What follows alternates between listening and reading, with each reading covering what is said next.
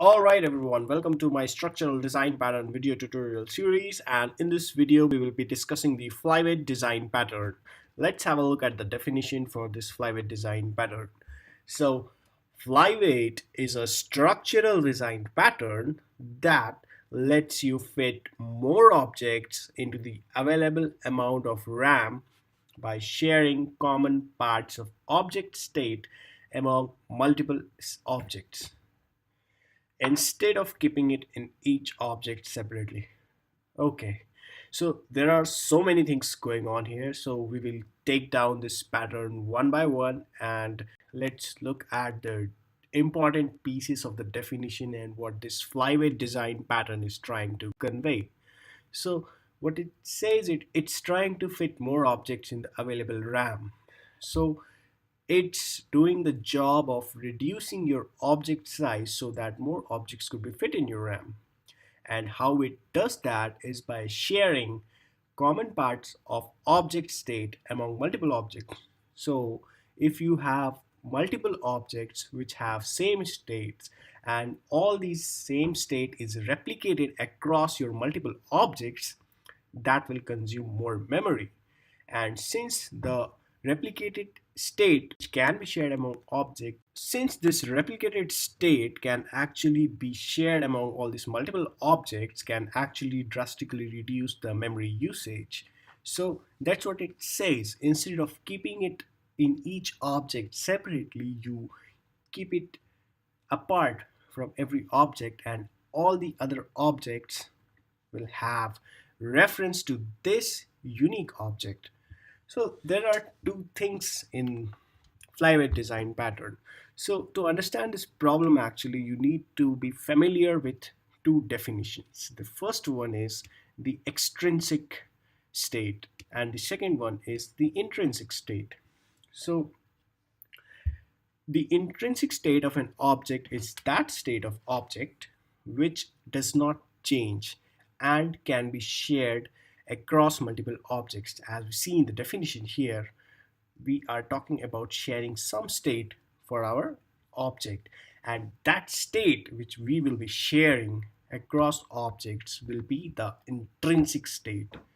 And the next state is extrinsic state, the object, the states which make each object unique from each other despite having some common state is called extrinsic object. So those properties which are unique for each object itself is called extrinsic state. Let's look at the UML diagram. We have looked at the problem it is trying to solve. So the UML diagram, we have a context which has both unique state and flyweight state. So this unique state actually can be derived from a flyweight factory which will provide you all the possible unique states your objects can have, and this flyweight factory will actually maintain an internal cache and it will only return you objects from cache whenever requested.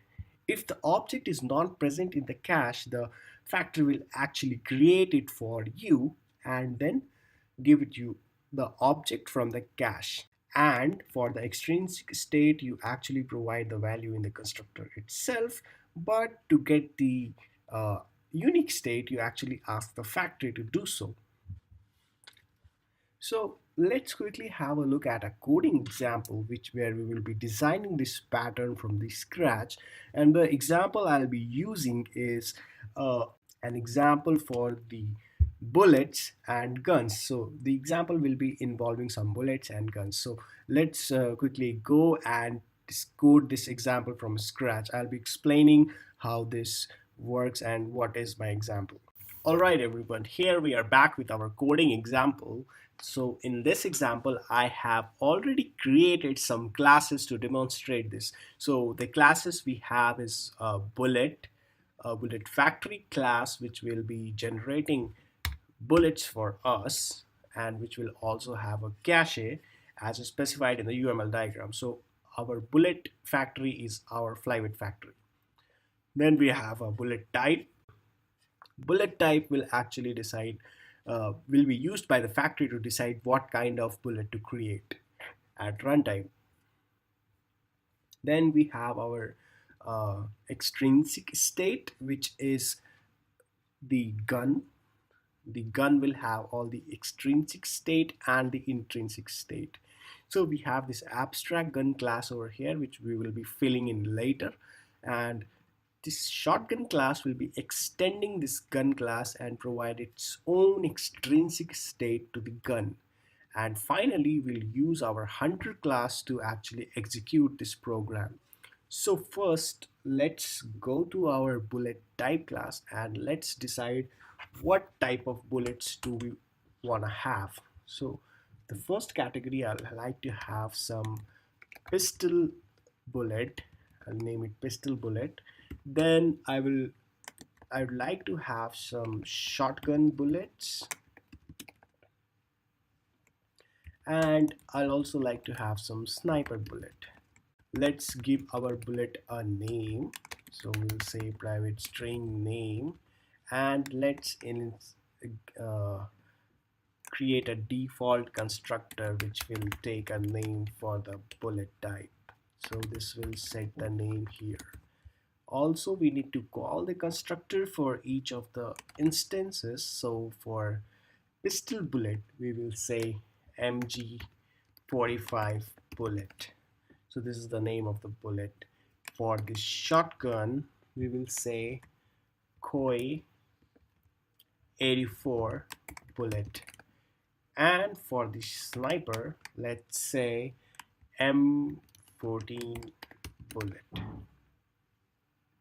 So we have our bullet type ready, and let's go and actually code our bullet class. So here we are in our bullet class, and let's add some behaviors to it. But remember, when we discussed this UML diagram, we mentioned about extrinsic and intrinsic state, and the most important thing about your intrinsic state or the unique state is it should be immutable. And by immutable, you should not be able to modify the object once it is created, because since this object is shared across multiple objects, this unique state will always be a read-only state. Once created, you cannot touch it anymore or modify it. So I have declared this class as final. Let's go ahead and create some variables. We'll create a variable called bullet size. So we'll say private final string bullet size. Then we will say private final string bullet weight. Let's create a default constructor for this, and we'll say bullet string size comma string weight. Let's initialize these values. So we'll say this dot bullet size is size and this dot bullet weight is weight. So we are done with coding the constructor here for, and since it's a final class, we are not going to provide any setter methods, but since it's a read-only class, we should provide getters for bullet size and bullet weight too.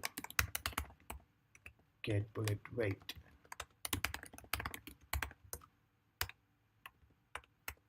Okay, so we are done coding with this bullet class. Let's go to our bullet factory and code this bullet factory. So we are done with this flyweight object and this unique state. We'll go to our bullet factory and code this factory.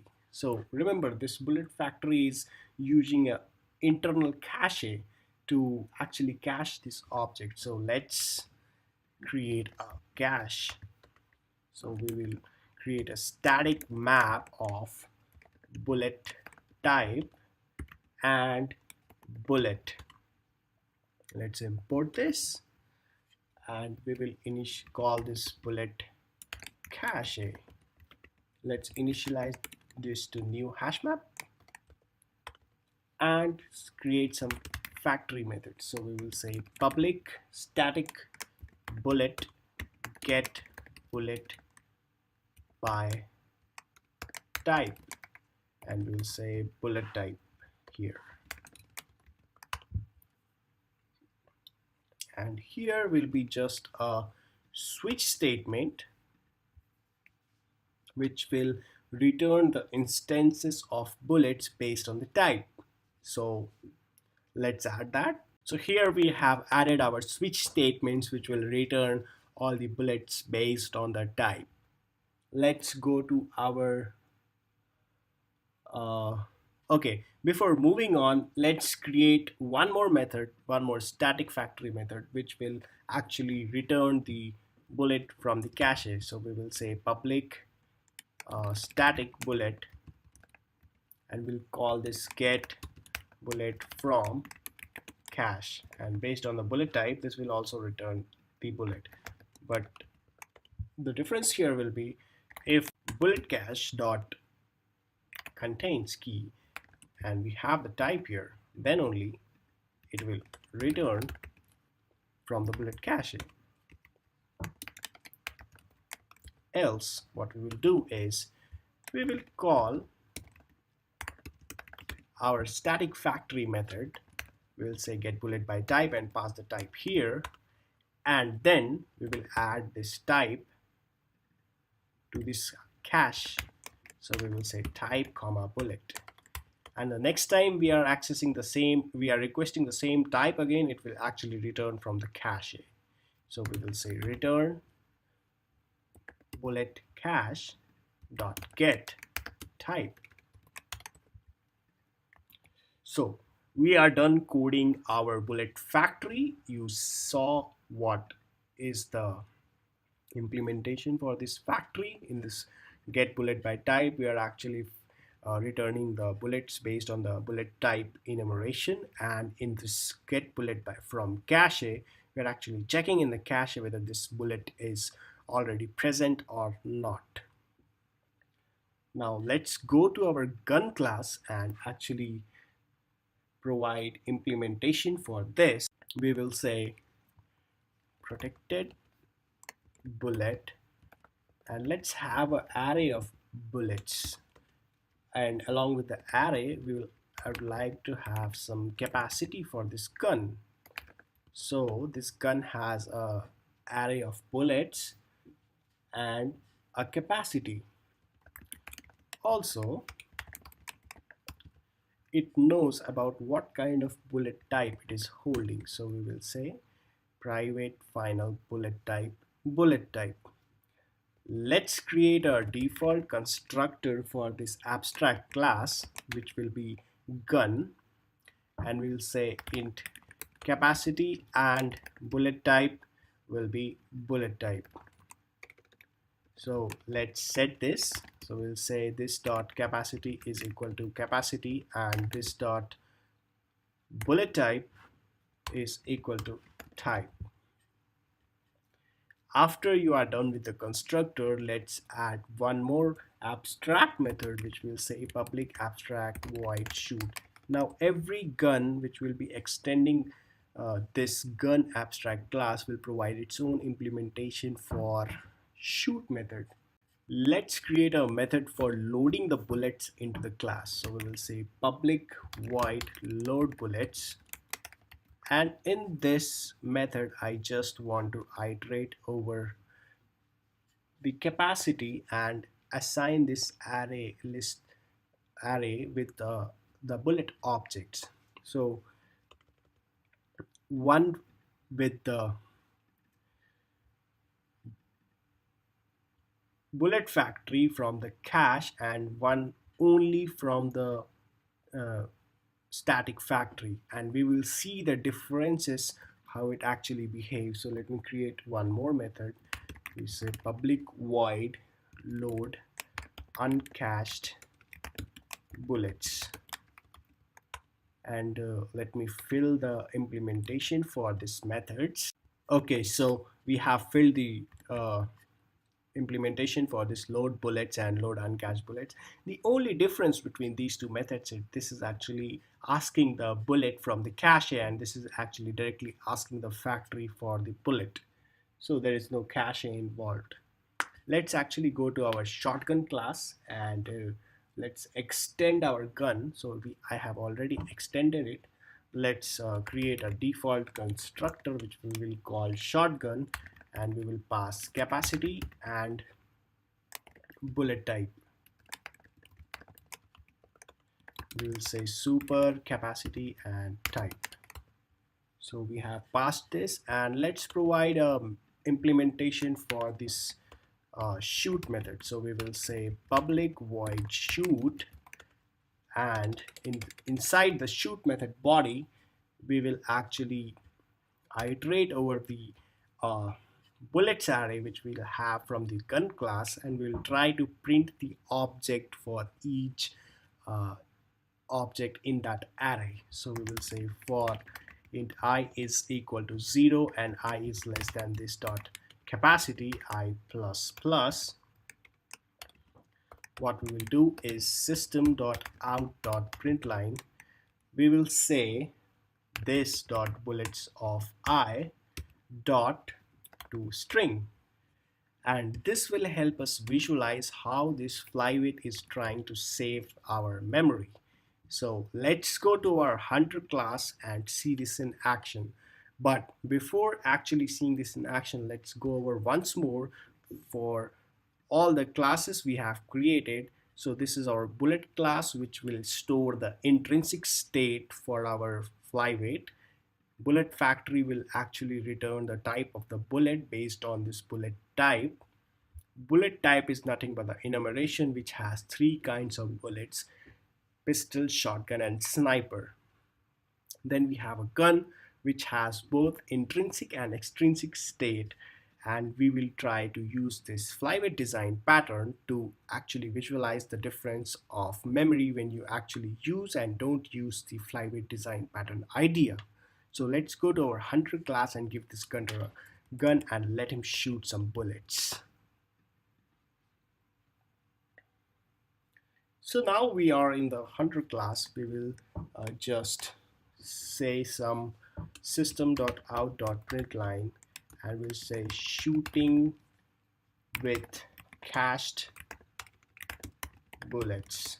And why I have written this I'll explain, but let's create a gun and we will name this gun shotgun, and let's give this a capacity of 8 and bullet type of bullet type dot shotgun bullet. So we have created our gun object.